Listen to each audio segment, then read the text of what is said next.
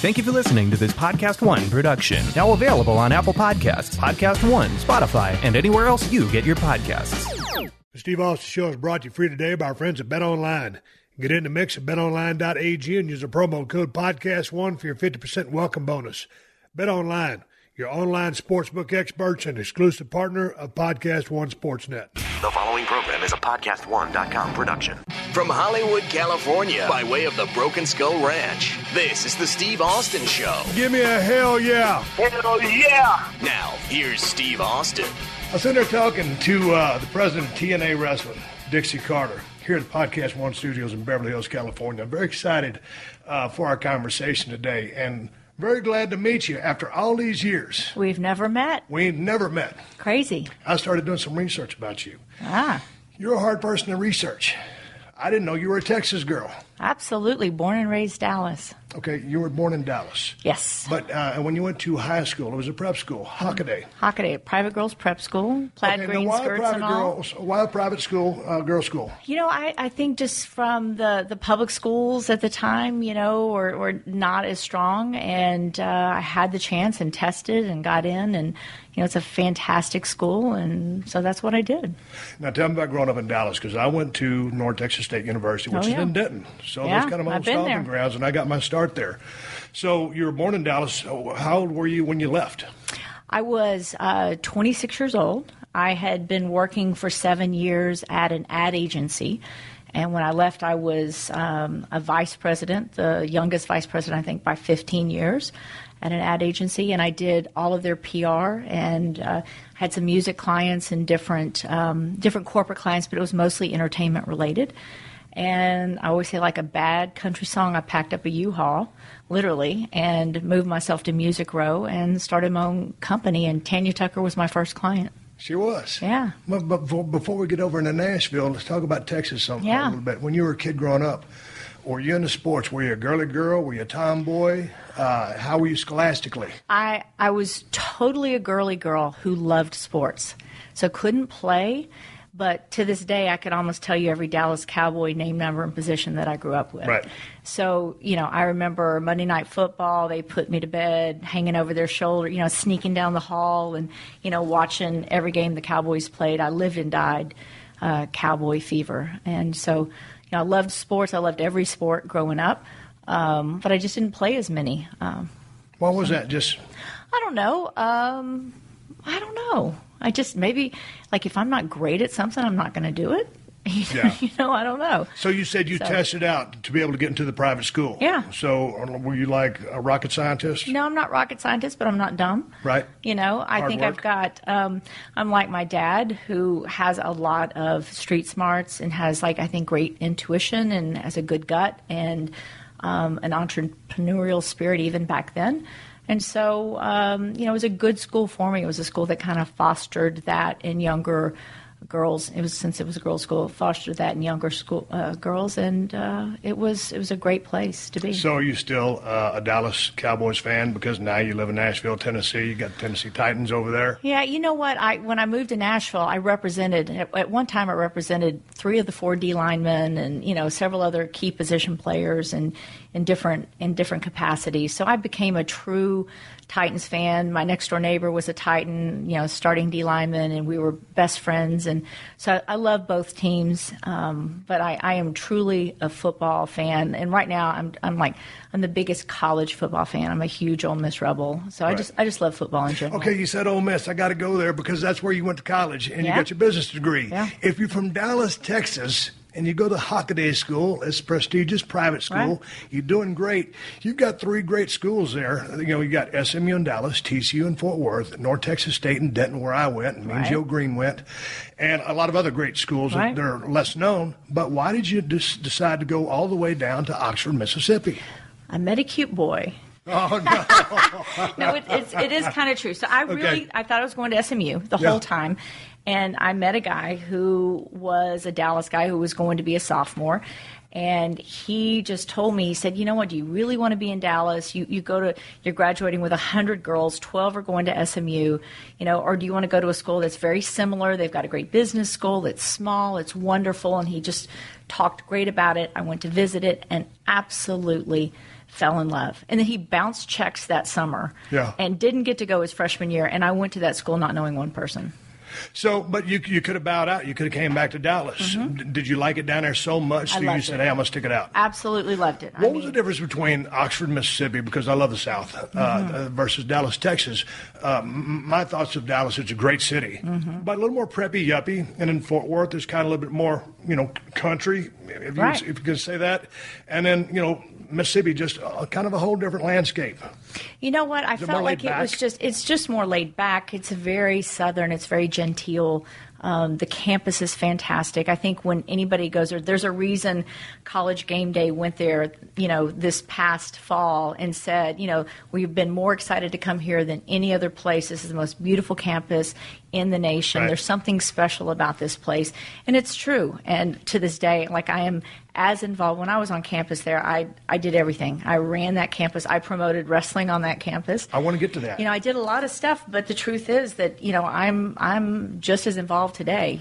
So I'm a huge college football fan as well, and I'm an SEC guy. So you still got to be rooted in the SEC because that's the school you came from. And also, Ole Miss had a breakout. They've been building, but they really busted out this year, as did Mississippi State.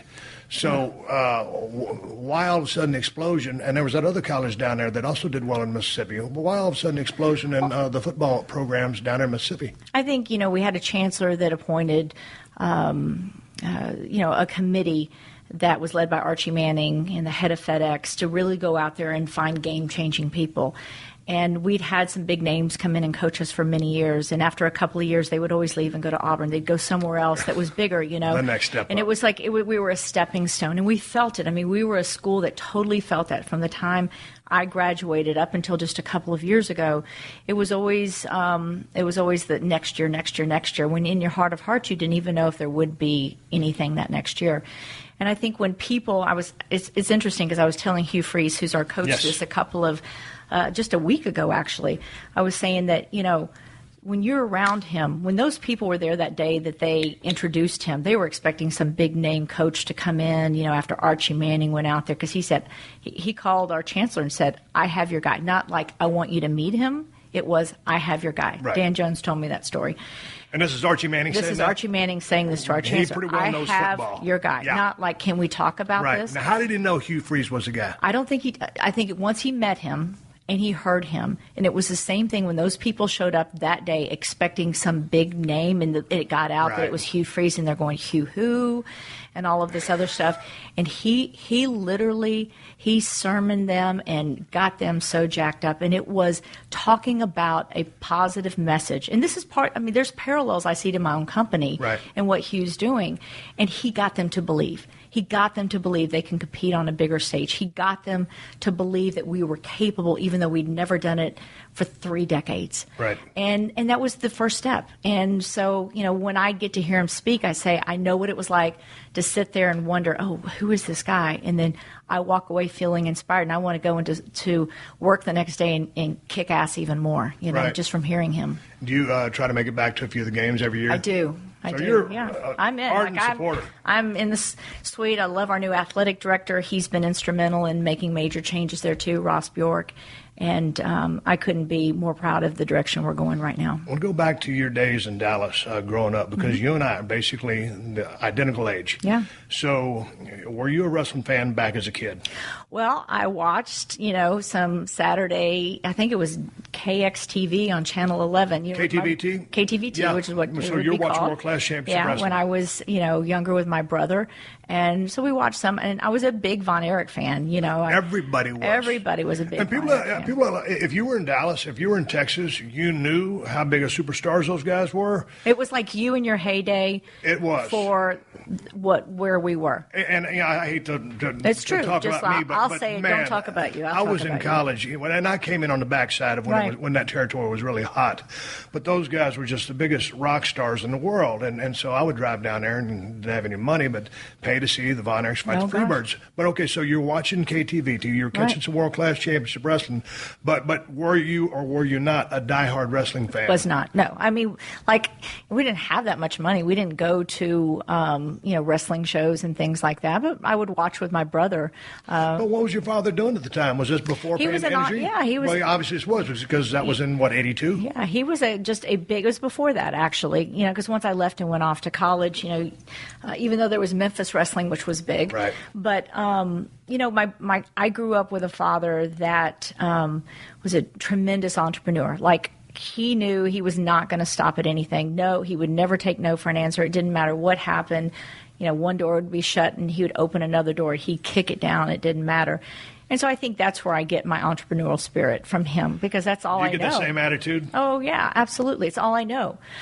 So in growing up, I never realized we didn't have all of those things. It didn't matter. I just saw a dad that was out there, killing it, and until he truly did kill it and, have the success he does today. So you went down to Ole Miss, but then when you graduated, you came back to Dallas. I did. Because you said you didn't leave Dallas till you were 26. But going back to Ole Miss, you said you were you're very socially active within the confine with what was going on in college lifestyle. Sure. So you actually brought in a couple of wrestling cards to have on the college campus. I did. And it was some USWA stuff. I know Lawler came down for you. Ric Flair came down for you. So, and you know what my experience was, honestly? Yeah. So I booked it, and we sold a good amount of tickets. What was the motivation? Because you casually Because I knew it was watched. big. Because I there was a part of me that always loved wrestling, and I loved that, there was a lot of that Dallas wrestling scene that migrated to Memphis, right? Sure. And so, and Jerry Lawler had kind of touched on that. So I just, when I found the opportunity to do something, because I was responsible for booking all concerts and tour, anything big on campus. Right. I said, let's try wrestling. It had never been done, before. And I was so disappointed. What happened? Oh, my God. I mean, they mailed it in. I sat there ringside, and it was just so fake, honestly. And it turned me off for the longest time. The guys phoned it in on the card? Yeah, they did. They really did. Well, how was the turnout? It was a pretty good turnout, Yeah. so we had success with it. Yeah. But I think everybody kind of felt it. I mean, that was a little bit of the vibe. Okay. And all, and I'm like, I just So was that like, first experience wasn't so it great? wasn't that great. Okay, it was a you were going to go on and success. do it again? It was a success. Okay. So it's a financial success, Gotcha. which is the most important thing, not how I feel. Right. I say, give me a show I hate, I don't care, as long as it's, huge in the ratings. Yeah, you want to love it, just but want it's got to make success. money. It doesn't matter. All Yeah. I care about is the success and the money. Correct. So, but it was a good financial success, but from a personal standpoint, it was disappointing. Okay, but you went on to bring it back and for a couple of more shows. Well, we did one more, and it was kind of the same thing, but we had success, and so that was it. And then, did anything intrigue you about the business once you saw it up close and personal? Because you watched from afar, or not from afar, but from a television in Dallas, and all of a sudden you're watching it live and in person, and maybe some of the guys were phoning it in, but nonetheless you saw, and they were probably working in a 16, 18-foot ring, you saw it up close and personal. Did any of that grab you or resonate with you and say, man, this is maybe a lot cooler than I gave it credit for? Or did you have an understanding of how hard, even though the guys are phoning it in, how hard of work it actually is? I didn't get that night. Right. I'm just being honest, and I felt like I wouldn't let that happen.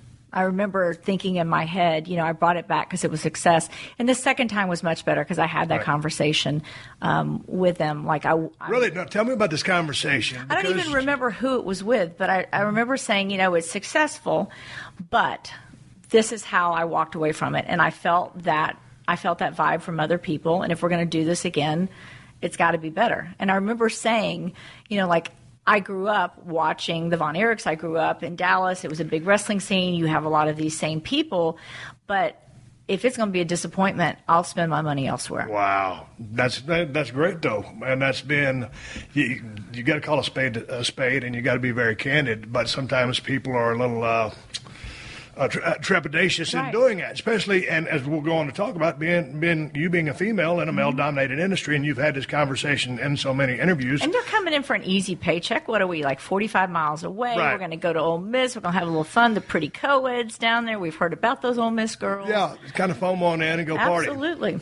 Okay, so you get out of Ole Miss, and then you move to Nashville. No, I moved back to Dallas. Back to Dallas. Yeah, and I was at that ad agency, Right. and then I was at the PR firm, and really focusing on. I did movie clients. I worked with Warner Brothers and TriStars, and It was like an agent.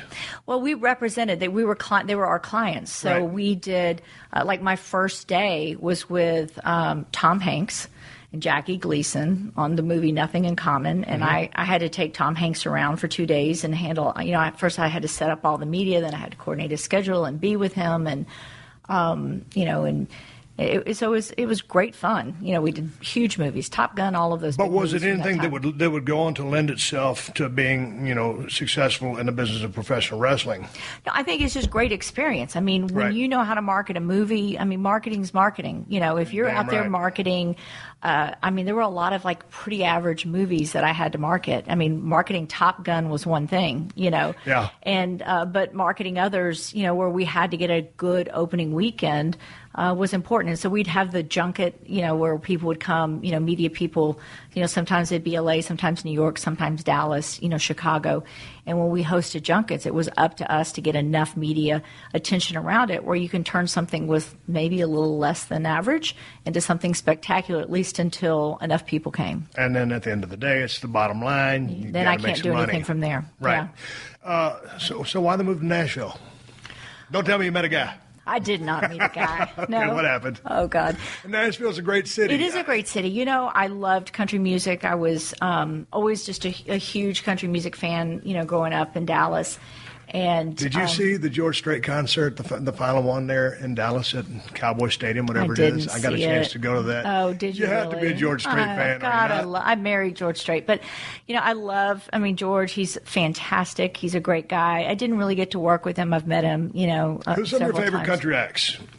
Don't go poppy on me. I'm talking Oh, country. no. Like, I'm a Haggard fan. There you go. I'm even a Bob Wills fan. I'm a huge George Strait fan. How about Conway Twitty? How about Keith Whitley? Love Conway. Oh, See, if there's Keith some Whitley tight-fitting hadn't passed, jeans. what would he be doing Oh, my now? Lord. I know all the stories of, like, those last few days with him and people who were with him. What was going on with him? Oh, And Dixie, the word on the street was Laurie Morgan made him drink himself to death. Look, nobody makes you do anything. Exactly. I'm sorry. Tanya But Tucker that's- was with Glenn Campbell. Right. He was doing drugs. She had never done drugs a day in her life. So what happened with Keith? I think he was just in a really bad shape. And just like when you do any drugs or when you drink too much on any given night, you don't know what will happen. And that's exactly what happened with him. He just, it was just one bad day. And that's all it takes, one bad time. Yeah. But, he was just an incredible talent. He was a very deep talent. I think you hear it when his rich voice. It's so funny you said Keith Whitley. I sat there picking my kids up from school the other day, listening to Keith Whitley in the car, and I was just going, oh, my God, what could he have been? Yeah. So you ended up in Nashville. Yep. And repping these country acts. Yeah. And then, what is it? Is it 2002? No, I was there. I did that probably 7, 8, 9 years before I got involved with wrestling. Okay. I was, I had an incredibly successful business. I represented most major record labels and most major. I had a handful of every band. I knew every talent, artist in the in the business, and it was during the heyday of country music back in What the 90s. goes into then, Dixie, the making and marketing of a star in country music? I can think of several acts right off the top of my head. I don't want to mention their names because they're up and coming, and I feel they don't get enough credit. Stacey will trim us out. Easton Corbin. How come this guy can't catch a break? I love his music. I don't think people think sounds he's like cool George enough. Strait. I don't know if Exactly. that's part of it. Every time I hear one of his songs, I think, "Hey, George got a new song." Nope, Yeah. it's Easton Corbin's new I'm song. the same way, and that may be the issue. You know what? I don't think it's any different than wrestling. Is it the song or is it the singer? Is it the character or is it the talent? I feel like. There are some people who may not be as gifted in one area. Somebody may not be as great of wrestler as the next person, but that Hulk Hogan sure turned that charisma into quite a little career. I think that's the same thing with Garth Brooks. I think Garth Brooks is not the best vocalist out there, but he had and has such a talent for picking great songs and connecting. And that's what our business is about, too. It's connecting with the audience, and it's the performance, and ultimately the character that's creating that performance. And when you draw that parallel, it's interesting how different people connect. Whereas George did it with great song selection, and when he sang a song, it was a George song. He could sing somebody else's song and make it a George song. And then the Garth Brooks aspect, and so from the Hulk Hogan aspect as to how Jerry Lawler did it or how I did it. So it's you just and so many guys, and you've probably got a locker room full of them that can wrestle their tails off. They're just premier hands in the ring, but they just can't ever get over a certain point. But it's when everything lines up, and it's just that certain something. But it's a lot of things, but at the end of the day, you hit the nail right on the head. For some reason, whether it's looks, it's size, it's the charisma, it's the ability, but it's the connection that they can establish. You were the perfect storm, right? And I think that's what everybody's looking for, and that's what everybody's hoping for, and it takes a long time. You were telling me that it took you 7+ years to really hit, and I think in some ways that's not that long a time. I remember thinking it may have been to you, but I think it does take a lot of time. And one thing I'm really proud about what we've done is we've made, we took a step back to take a step forward. I mean, we had, the greatest with respect names. To going from Spike to Destination America, you speak of. What's that? No, I'm talking about in talent. When you have a Ric Flair on your roster, and you have a Hulk Hogan on your roster, and you have a Sting on your roster, to not have them on your roster is taking a step back. Right. Well, once you lose invest into younger talent that people don't know. They don't have that affinity. It's easy to put Hulk out there and get a quick number, but you're not investing in your company necessarily for the future. Right. And so I think that, we made a conscious decision to take a step back and to take a step forward and try to on a faster pace than 7 years, create young stars. Okay, but let's take a step back from that and step back into you're deciding to leave the country music industry and get into the professional wrestling business. How did that come about? And do you look back and say, man, are you still a part of that company? No, I had my own company, and I kept it for many years while I still worked TNA. Right. Even after I was named president about 2.5 years in, I still kept my company on the side, right. But they all want to deal with you. You know what it's like. Right. They all the artists want to deal with you. So slowly I had to, let some talent go, and to the point where I just knew I needed my sole focus on this new venture, and I loved it. I got to tell you, I've worked with film actors, I've worked with a ton of musicians and a lot of athletes, and I've never had as much respect or more fun than I have working with wrestlers. Well, let's talk about that. But right now, I want to take a quick break, a pause for the calls, and a word from the sponsors to keep this show on the air. I want to talk to Dixie Carter. She's in here at PodcastOne in Beverly Hills, 90210.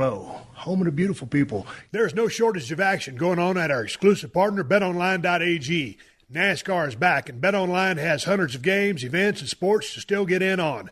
You can bet on simulated NFL, NBA, and UFC, or even participate in a $10,000 Madden Bracket Challenge, a March Madness-style NFL simulation tournament you can enter for free. Visit the website or use your mobile device and join today to receive your new welcome bonus and check out all the action. BetOnline, your online sportsbook experts and exclusive partner of PodcastOne Sportsnet. Though we're apart these days, we're sharing more. And Geico would just like to say thanks. Thanks for sharing your savage dance moves. Thanks for sharing your DIY haircut fails. Thanks for sharing your inner lip sync star. Now it's Geico's turn to share too with the Geico Give Back, a 15% credit on car and motorcycle policies for current and new customers. And because Geico's committed for the long haul, the 15% credit lasts your full policy term. Visit geico.com/giveback. for info and eligibility. All right, Dixie. Coming right back from a break here, talking with Dixie Carter from TNA, president of TNA Wrestling. Again, just real happy that you come in here and be in the studio and talk face-to-face. It beats the hell out of a phone call. Amen. So you get out of the country music business, and what was your in with regards to jumping in business with TNA? Well, actually, I just took it. I took a client meeting with Jeff Jarrett, who was looking for kind of a marketing/PR firm. And, I didn't even know if I wanted to take the meeting, honestly, because it was kind of out of my realm of music, but it did fit the sports stuff that I was doing. I remember having... profile. Yeah, I remember having, well, at that time, no, but the potential to be, And I remember having a conversation with my dad, just saying, it's big business. At least you always take the meeting. And so I took the meeting, and you're right about you know that. what? And I was impressed. There was a bunch of tattooed guys around my conference room table, and it was very different than most meetings that happened there. But I was intrigued, and I was impressed by their passion, and I knew I wanted to do it. And so I pitched the business. I was hired, and really from the very beginning, months before it even launched, I was, very, very involved in a lot of aspects of the company. But they came in for you for marketing help, but then they ran into a little bit of financial duress with HealthSouth deciding to pull out. A couple of weeks in, unfortunately. Now, why did HealthSouth decide to pull out? Well, I mean, it's complicated, but Richard Scrushy, who was the head of HealthSouth at the time, he was a huge wrestling fan. He was also a huge country music fan, which not a lot of people know. He was, paying for his own albums on certain record labels, and at every country event that I had been to for a year. So I was very familiar with him. And he ran into some securities problems, and called Jeff and said, "Look, we've had some issues. I'm not going to be able to continue on as your investor." And we're only 6 weeks in, and he's already come in. He's already come in and saved the company once, and now we're 6 weeks in past that. So I mean, we're talking like a company that's only 2 months in. And he said, "So I can't fund next week's show." And we were a weekly pay-per-view at that time. And by the way, I'm not paying for last night. Whoa. What's that? And he said, "And I'm not paying for last night." Oh, so it was like a total Double kick whammy. in the gut, Yeah. And we have to put on a show and be able to fund it a week later. So we got a week grace period. And I'll never forget, Jeff came in and said, I'm in a situation, and I'm out talking to people. I'm going to try to raise some money. And I said, "How much do you need?" And he's like, "Well, what are you talking about? Do you know somebody?" And I said, "Well, maybe, potentially." And by this time, honestly, I was such a believer. I was such a believer, and felt so strongly about the people that I had met and their work ethic. Work ethic is so important to me, and there's a lot of very successful, famous people that you and I both know, that it's just, I think wrestlers are some of the hardest working people in the business, in the entertainment business today. And so, I took it to my family's company, totally non-strategic investment, totally. And within like 4 or 5 days, we had funding. And, we promised that it would kind of only be at this level. And, a couple months in, it was double that. And then it was more than that. And, it became more and more involved over those first few years. It got a little out of control. But, we survived. And out of control how? Spending and versus, investment versus money coming in. Right. It's all about economics, Right. And so I think at some point I was, put in as president, and, when you don't have any strength, when you're doing business deals, if you're stone cold Steve Austin and you're out there doing a contract, you've got some leverage. And if you were yourself back in Dallas, in the day, not so much. You're going to work for $40, I think, or whatever. I saw that you might have worked one night, So there were a lot of deals that we had to fix and have had to deal with through the years that we've just continued to make better. And I think, it's a real testament, because I've read our obituary or heard our obituary for, 12 years. Right. And I'm really proud of how far we've come. Now you got to bring me up to speed, or tell the story about how you've got a college degree in business, successful marketing and country music promotion, all that stuff, a lot of background. But now all of a sudden you're jumping into the top of the chain of running a professional wrestling company. And when I got into business, I started out, and I first tried to learn how to wrestle. It's kind of 101. You're just learning the mechanics. How do you do these moves, have a match? And then you go from 101 to 201, which is adding in a little psychology. why, what, when, where you do things. And then 3, you come up with the gimmick. And maybe that was the first thing you came up with, but it's a process. And finally, after 7.5 years, I put all this together and was able to string together the career that I ended up having, with a lot of, luck along the way, some flukes, a few breaks, and it turned into what it turned into. All of a sudden, you have all the background that you have, and obviously you're very intelligent, but now you're jumping into a whole different kind of business, and it's a business nonetheless, as you stated before we started rolling sound, and we'll talk about that. But man, all of a sudden you're jumping into running a wrestling company, and it's like no other business in the world. Am I right? Tell me about the learning process for you, because here, let me draw this for you and let you run with this. I can go out in front of a crowd and do something wrong and lose the crowd, and the bottom falls out, and we go home, and it is what it is. You can go into a business meeting, make a bad decision, and it might cost you a couple $1 million. So what's the learning curve of doing what you had to do? Because pardon my French, this is my family-friendly show, and I have a lady in front of me, but there's a lot of bullshit. And out here in Hollywood and in the business of pro wrestling, I can smell it from a mile away now. Not so much when I got into business. How has been the process for you?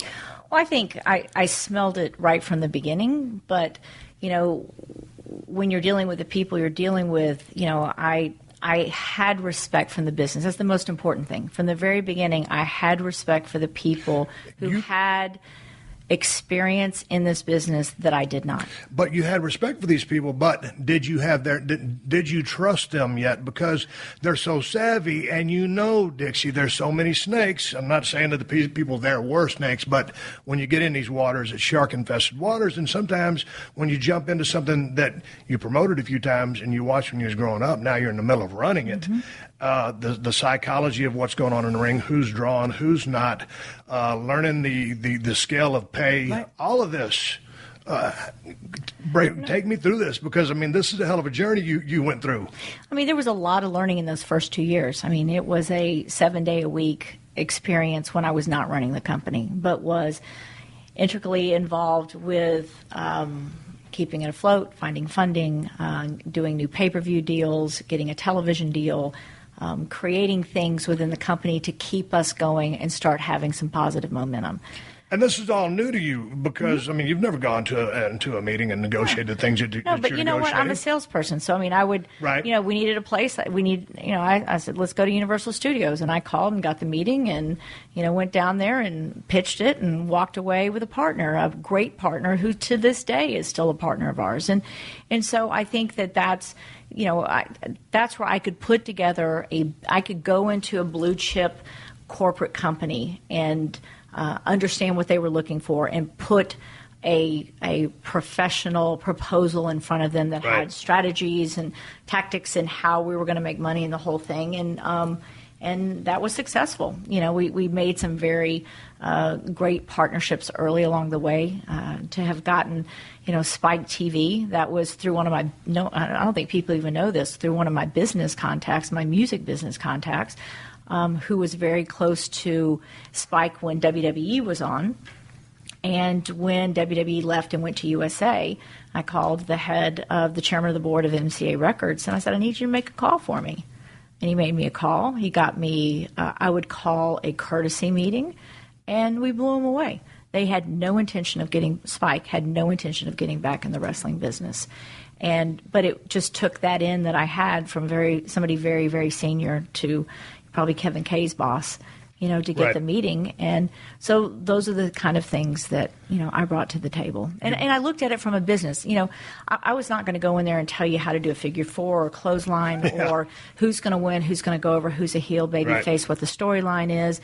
I felt like that's where I had to have trust in certain people. And I've learned a lot through the years on what level of trust to give certain people. Right. But at the time, that's the case, Did you get, I don't want to say taken advantage of, but let's see, who had the book when you came in?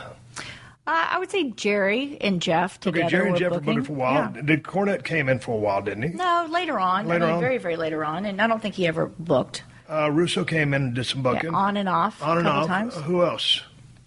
Dusty Rhodes. Dusty booked. Yeah. Love Dusty.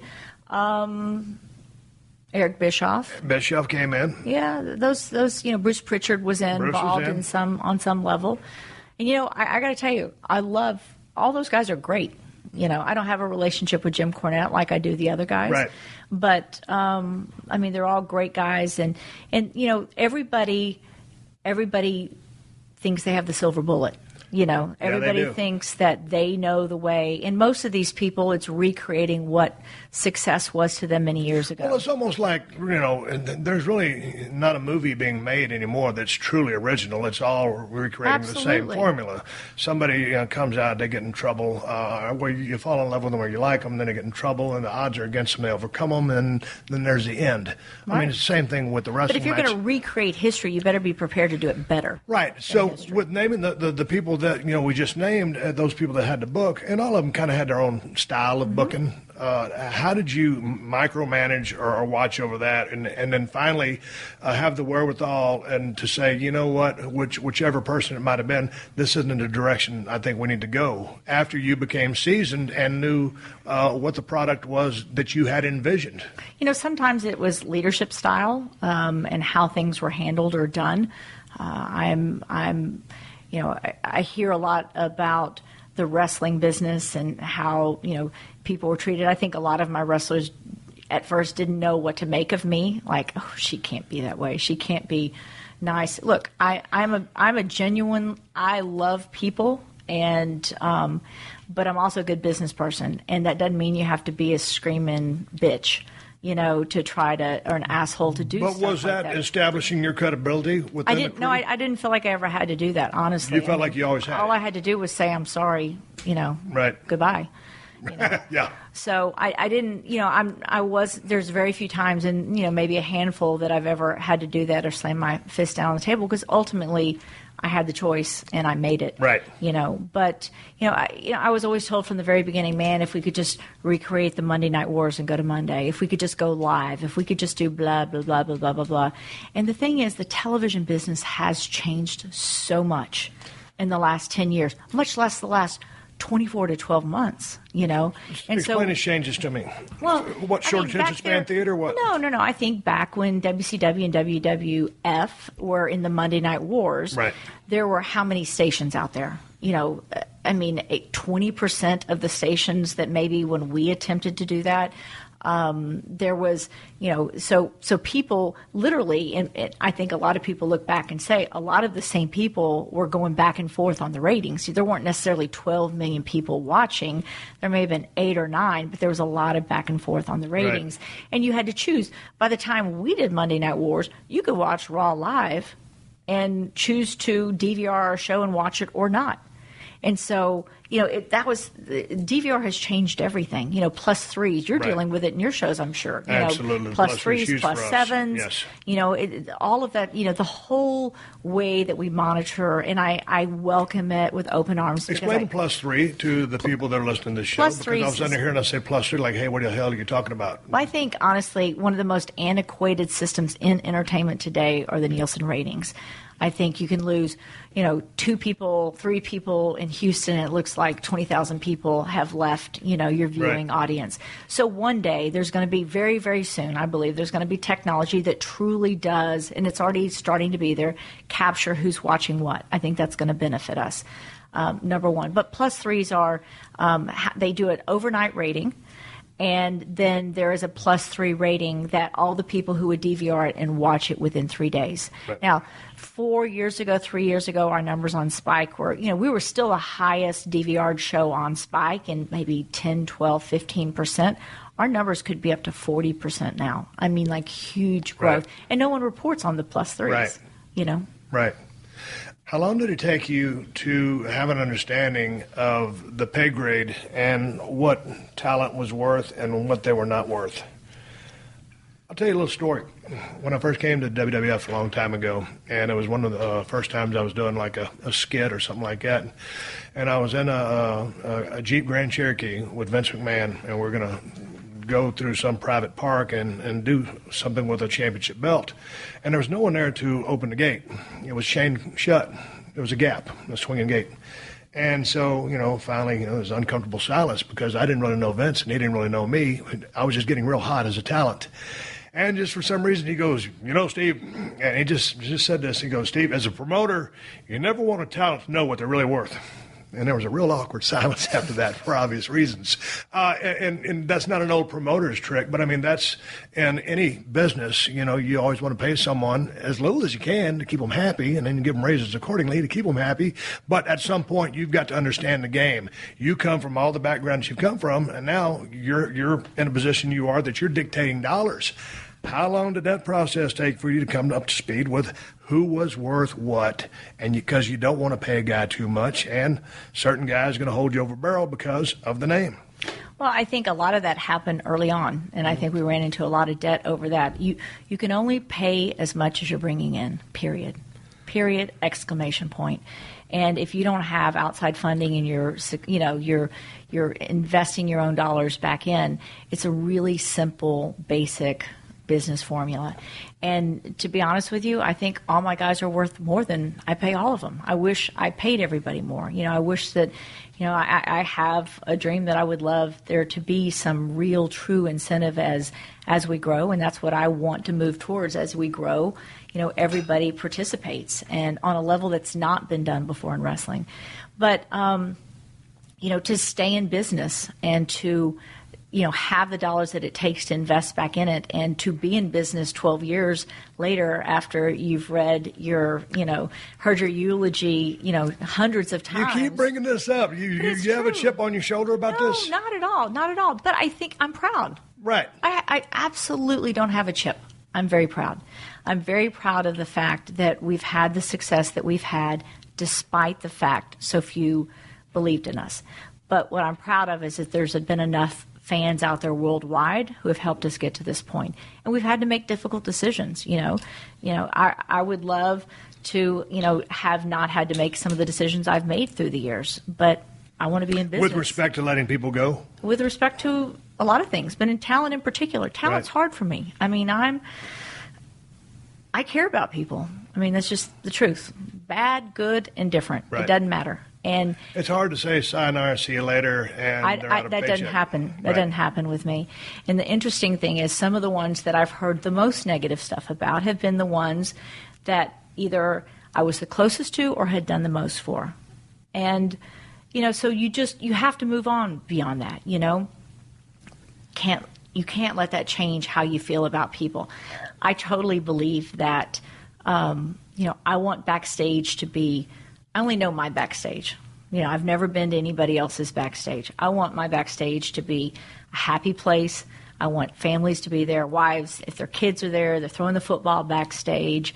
I feel like if you're happy personally, then you're going to be happy showing up to work. Well, how often are you guys TV taping right now?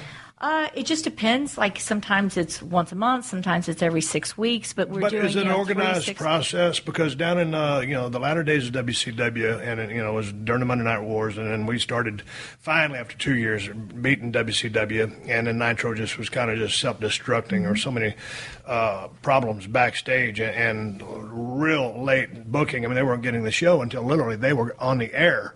So what is it like backstage? We're totally different. I mean, literally, we're writing the shows, farther in advance than we ever had. My problem, as a marketing person, my problem throughout the whole time is how closely the creative was kept to the vest and how it was you react to it. Well, how the hell are you supposed to market a company and grow a new audience base if you're reacting to stuff that's happening at the last minute? So I feel like we're finally in a position, John Gabork is in as our head of television and talent relations. And you know what?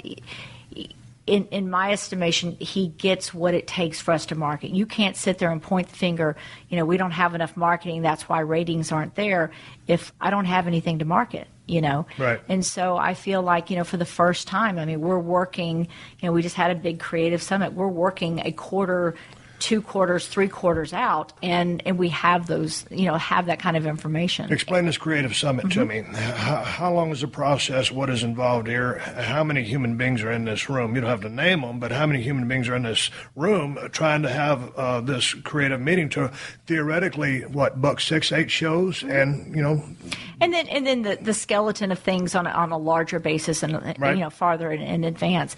But we'd never really done it that way until the last couple of years, and I think it's been a transformation in how we're able to book. Not just doing it that way, but the actual sharing of information. The leaks within in the a group, business. The and leaks trusting within the everybody not business to leak it. Absolutely, and from the very beginning, I went off. The one thing I do not to this day understand is people who go to wrestling, dirt sheets or whatever you want to call it, and talk and loose lips. I'm running a business, and that hurts business. Right. And I've gone to my attorneys. Can we do lie detector tests? That I don't care who that person is. If it's my husband, he's out of here and out of my house and the whole thing.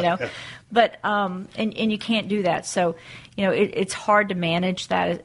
But I think taping the show, and the reason we're taping the show is it allows us to invest in the show in greater levels than we could otherwise. Number one, but number two, it also allows us to do some of the kind of backstage and pre-tape stuff and reality type stuff that's location that we would not be able to do on, if we were to do a live show every week, we couldn't even consider some of the stuff that is currently in our show today.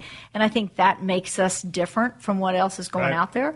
So I think that's important. Question. Yeah. Was trying to go head-to-head on Monday night with WWE not a great idea? The reason it was a great idea is because it told everybody that was not the silver bullet. I'll go back to that. It told everybody who would say that's all it will take for us to succeed if we can just do that. And I kept saying it's not that simple. Things have changed, But you can't tell the people that you put in that position until you actually do it. Now, the good thing is that we've had a very loyal audience. It started off on Saturday nights, gone from late Saturday nights earlier, late Thursdays, 2 hours, 1 hour, Monday back, Wednesdays, Thursdays, with zero advertising support directing people to the different nights. And we've always grown our audience back. The Monday night took us, 8 weeks to kind of get back up to the levels. But what a great thing to say your audience in such short order would be back, When you go to do an TNA live, and then all of a sudden, hey, you get the word, we ain't doing this live no more. Is that a defeat? Is that a lesson learned? It was hey, we were ambitious. How do you take that? Look, my philosophy and what I tell everybody is I'd rather you swing for the fences and not get it over the fence than not try. We're nimble, we're quick, we can recover. That's our strategic, that's where we have an advantage. Right. And if you don't want to swing for the fences and try something new and try to distinguish ourselves, part of the problem is I felt like I had to allow the same people who were just saying we absolutely have to do this. You know what? I'm not going to stand in the way. I got it done. I talked our network into supporting us in doing that. It was great. But it didn't work. And I don't look at that as a defeat. I look at it as that didn't work. Now what are we going to do? Interesting. Let's talk about talent. You guys seem to have a real strong UK connection. And when y'all go over there, the houses are packed and the fans are crazy. So it's a great place for you guys, business-wise. And then, but also you've got a lot of talent coming from the UK on the TNA roster. The British boot camp, was that y'all's creation? It was. Yeah, and you know what? I don't think the success we had over there had anything to do with having British talent on our No, I don't think it did roster. either. I think the interesting thing about the UK wrestling audience is that they are less concerned with what they perceive to be the big show and what they should be watching.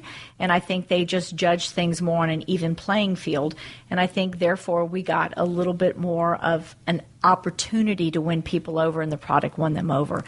We've grown that since then. We did create the show. We've done 2 seasons of it, and hopefully we'll do a third. How's that going over there? It was very good, very, very successful. We found, Rockstar Spud, my little chief of staff, who we had on. I'm just so proud of him. We've got a new guy then that's really hopefully going to be a big part of the X Division, which we're trying to rebuild.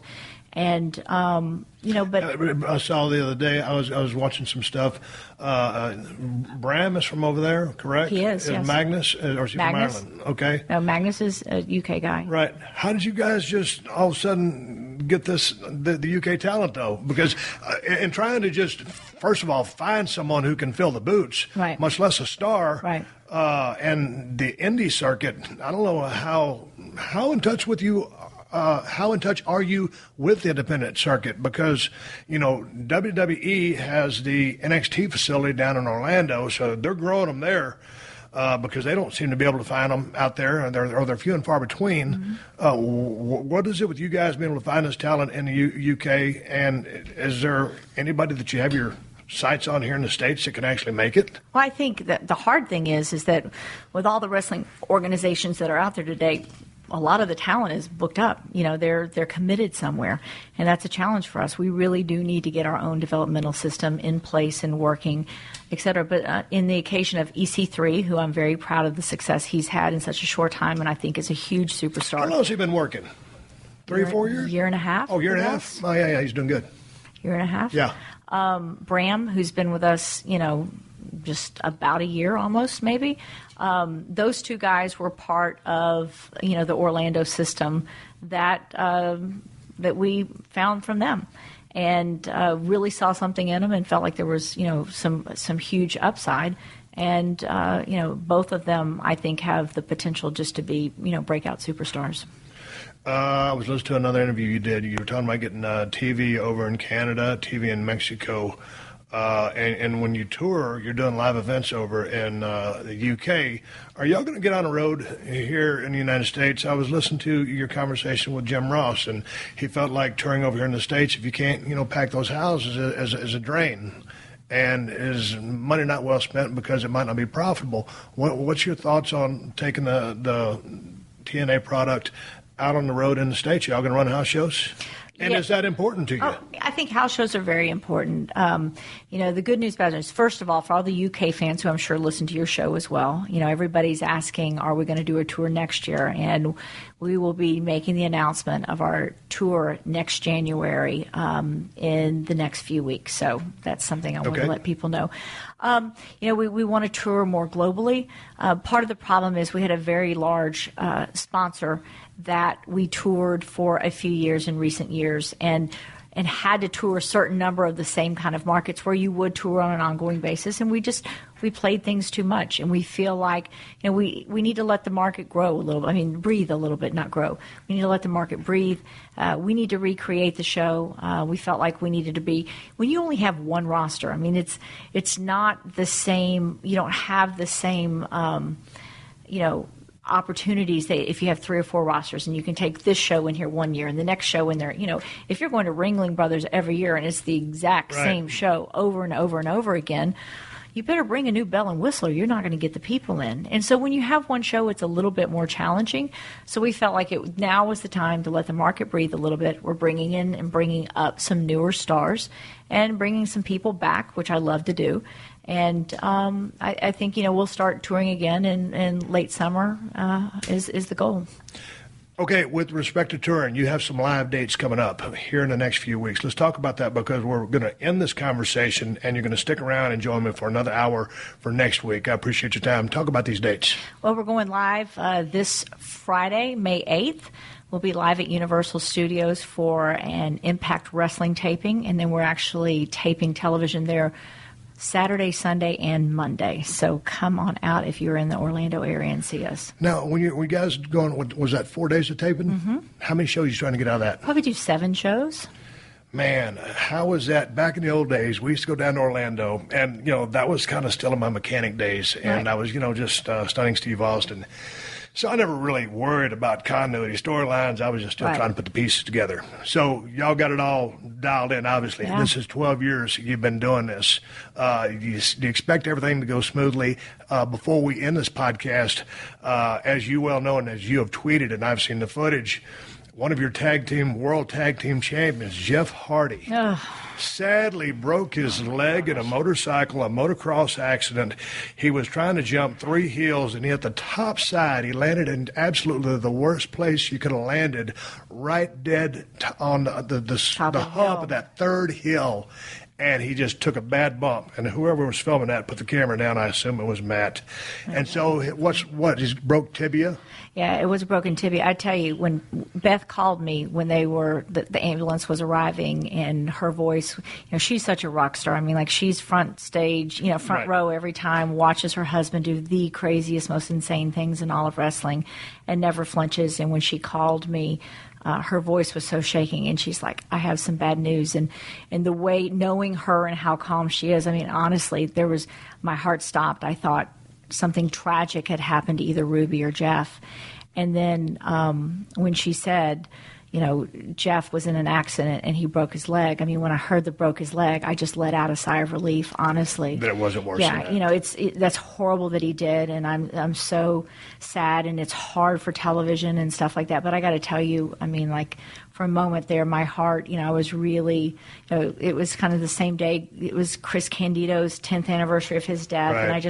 And then when she called, it was just, it was a really scary moment. But he's going to be fine, and, we're not sure how long he's going to be out, 6-8 weeks, maybe a little bit more. Do you know anything about the break? I mean, there's many things that I've broken. Is it one of them shatter things, or just broke his tibia? It's a clean break. Do you know anything about the details? I think it's a fairly clean break. It's it's below the knee, but it's a little more than halfway up. Right. And I mean, it was a serious injury. I got to tell you, so freaking lucky, though. It could have been worse. It could have been a lot worse, because it looked real bad. And those Hardy Boys, they've had a tremendous run. And of course, they were in WWE when I was there, and they had a great run and went down with you guys. Mm-hmm. And then, Jeff had a few issues, but he rebounded. He got over those issues. He came back.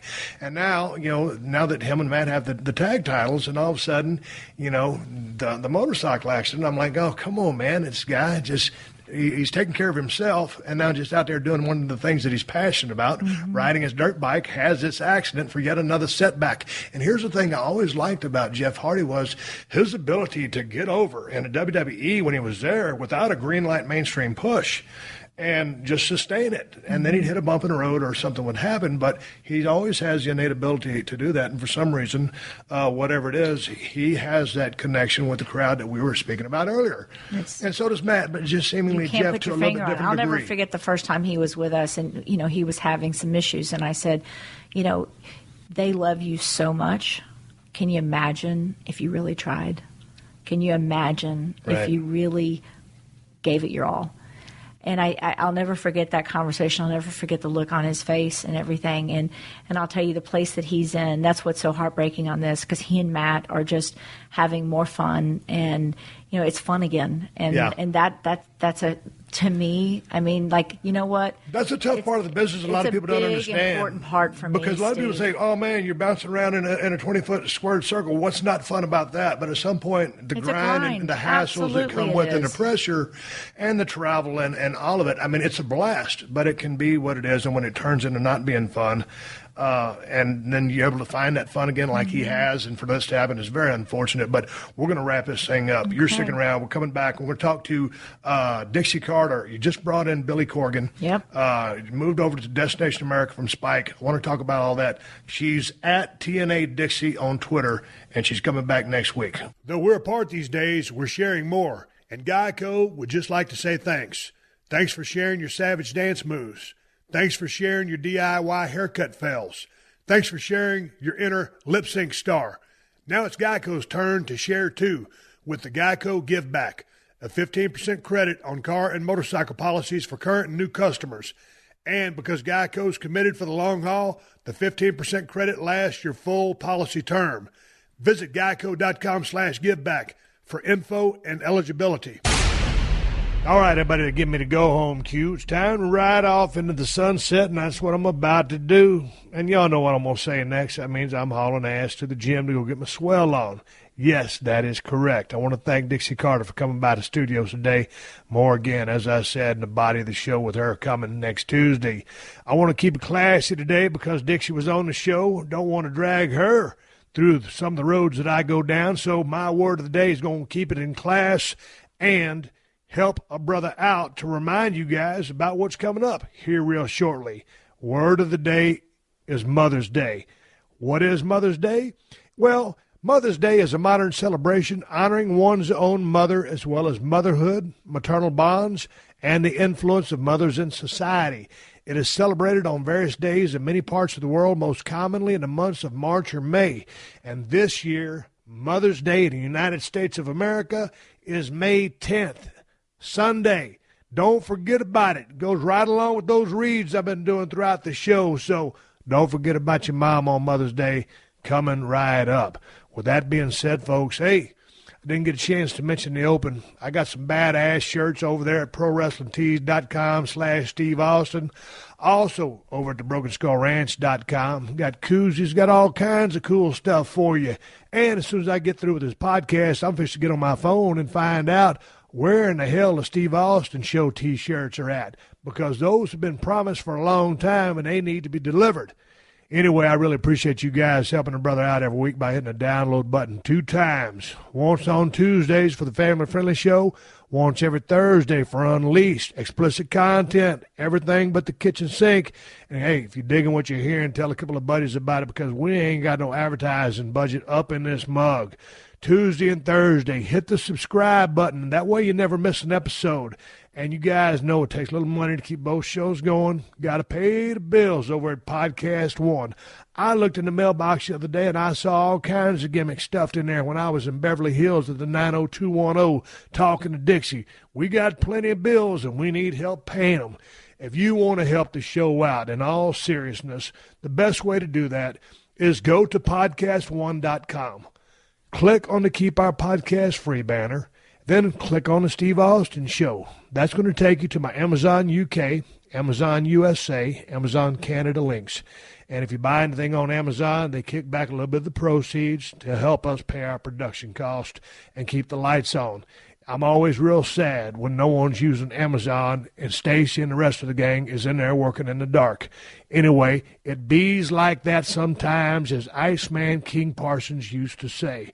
Hey, folks, with that being said, that's all I got for you. I'm coming back this Thursday, only in about 2 days, with the Badass Show. I'm going to elaborate on my kayaking experience with my wife. And again, Dixie Carter coming back next Tuesday to talk about Destination America and Billy Corgan. Appreciate you, Dixie, for dropping by the show, and it was awesome to meet you finally in person and have a face-to-face conversation. Hey, folks, until next time, buckle up for safety. My name is Steve Austin, and I will catch your ass down the road. This has been a Podcast One production. Download new episodes of The Steve Austin Show every Tuesday at PodcastOne.com. That's PodcastOne.com.